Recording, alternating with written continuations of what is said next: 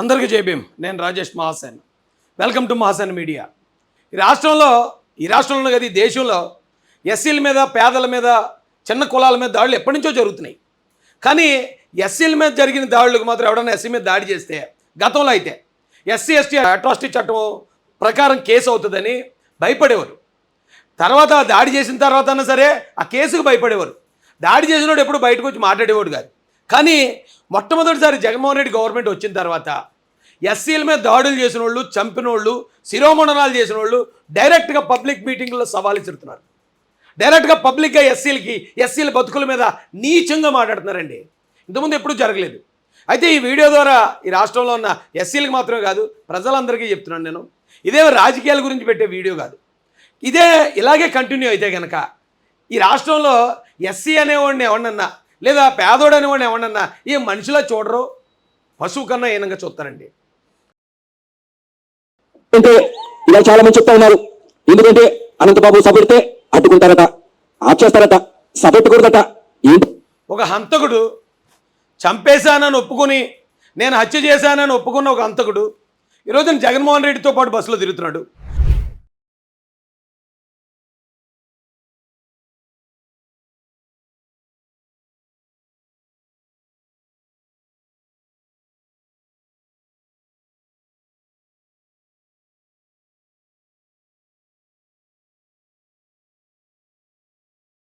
తిరగడంతో పాటు అతని సభను అడ్డుకుంటామని చెప్పి దళిత సంఘాలు ఒక ప్రకటన ఇస్తే దళిత సంఘాలని పబ్లిక్గా ఒక హంతకుడు వచ్చి బెదిరించే స్థాయికి వైఎస్ఆర్సీపీ గవర్నమెంట్లో వచ్చేసారండి.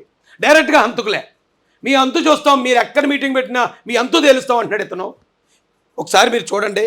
వాళ్ళు రాజ్యాంగంలో రాసుకున్నారేమో, సభ పెట్టుకునే అధికారం మనకుంది, ఆర్టీసీ అధికారం వాళ్ళకి ఇక్కడ ఉంది. వాళ్ళు చాలా మంది ఇక్కడ చాలా మా సభ పెట్టుకున్నారు. మనం అలా కన్నర్ చేస్తే మన సభ చేయాలనుకుంటే ఒక్కరొక్కర సభ పెట్టుకోవాలి. ఈ ప్రాంతంలో వైఎస్ఆర్ కాంగ్రెస్ పార్టీ అంటే ఏంటో, జగన్మోహన్ రెడ్డి గారి నాయకత్వం అంటే ఏంటో, వైఎస్ఆర్ కాంగ్రెస్ పార్టీ నాయకులు కార్యకర్తలు ఏంటో ఈ సభను చూసి అర్థమవుతా ఉంది. వాళ్ళకి భయం. అనంతబాబు వస్తాడు, అనంతబాబు జగన్ గారి జెండా భుజాన్ని వేసుకుంటాడు. జగన్ గారి జెండా భుజాన్ని వేసుకుని అనంతబాబు గ్రామాల్లో తీరుతా ఉంటే వాళ్ళకి జీపీ డిపాజిట్లు గల్లంతవుతాయని ఓ హంతకుడని తెలిసిన తర్వాత ఆయన సస్పెండ్ చేయాలి, పార్టీలో నుంచి అతన్ని శిక్షించాలి. కానీ జగన్మోహన్ రెడ్డి గారు ఆ రెండూ చేయలేదు. కనీసం అతను పక్కనే కూర్చోబెట్టుకుని నడిపించుకుంటాం, అతను పక్కనే కూర్చోబెట్టుకోవటం, కనీసం అదన్నా చేయకుండా ఉండొచ్చండి. కానీ నా పక్కనే కూర్చోబెట్టుకుని తిప్పుకుంటాను, ఈ రాష్ట్రంలో ఏ దళితుడు ఏం చేస్తాడని ఆల్రెడీ ఆయన అందరికీ సవాల్ ఇస్తున్నాడు. వాళ్ళకి ఎందుకు మనం చెప్తా ఉన్నా ఆలోచన చేస్తే అనంతబాబు అనేటువంటి వ్యక్తి చెక్కంపూడి రాజా, ఇతను ఒక దళితుడిని పోలీస్ స్టేషన్లో కూర్చోబెట్టి శిరోమండనం చేసిన వ్యక్తి. కనీసం ఇతని మీద రాష్ట్రపతి లెటర్ రాసినా సరే జగన్మోహన్ రెడ్డి గారు కనీసం కేసు కూడా ఫైల్ చేయలేదు.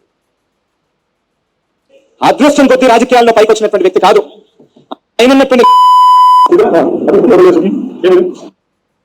ఇద్దరు హంతకులు డైరెక్ట్గా పబ్లిక్ మీటింగ్లు పెట్టుకుని మనుషులు చంపేసిన వాళ్ళు, నరరూప రాక్షసులు పబ్లిక్గా మీటింగ్లు పెట్టి తిరుగుతున్నారండి. ఈ కుర్రోడు మీకు గుర్తున్నాడు, జనపల్లి శ్రీనివాస్, కోడికత్తి శ్రీనివాస్. అతను హత్య చేయలేదు, ఎవరిని చెయ్యి నరకలేదు, కాలు నరకలేదు, లేదా ఎవరిని రేప్ చేయలేదు. చిన్న సూదిమనంత గుచ్చుకుందాడు జగన్ గారికి. 4.5 సంవత్సరాల నుంచి జైల్లో ఉన్నాడు. నిన్న కోర్టుకు వచ్చేటండి. కోర్టుకు వస్తే జడ్జి గారు అన్నారట, ఆ కుర్రోడిని వాళ్ళ అమ్మ నాన్నతో మాట్లాడుకోనివ్వండి, వాళ్ళ అమ్మ నాన్న వృద్ధులు, ఇద్దరు కూడా ఇక రేపు మాపో చనిపోయేలాగా ఉన్నారు, ఈ బెంగతో చనిపోయేలాగా ఉన్నారు, ఆ కుర్రోడిని ఒకసారి మాట్లాడినివ్వండి తల్లిదండ్రులతో అంటే పోలీసు వాళ్ళు ఎలా ఈడ్చుకుపోతున్నారు చూడండి. జగన్ అన్న గవర్నమెంట్ బా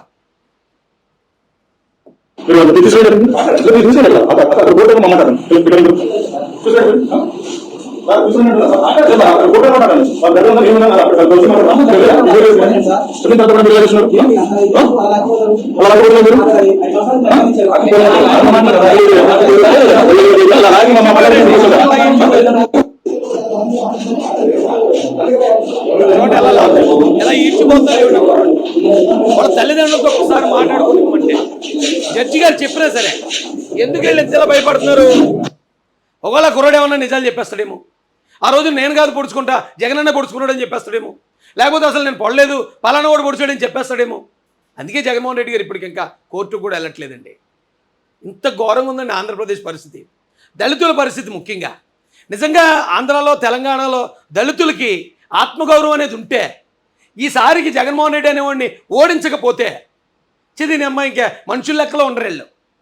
ఇన్ని దారుణాలు నేను ఆధారాలతో చూపిస్తున్నాను. నేనేం పార్టీ ఫీలింగ్తో మాట్లాడలే. నేను ఈ రోజున తెలుగుదేశం పార్టీలో ఉన్నానంటే దానికి కారణం జగన్మోహన్ రెడ్డి మీద పోరాడడానికి నా శక్తి సరిపోవట్లేదు. గతంలో చంద్రబాబు నాయుడు గారు దళితులకు మేలు చేసి ఉన్నాడు. ఏ రోజు చంద్రబాబు నాయుడు గారి హయాంలో ఇలాంటి ఘోరాలు జరగలేదు.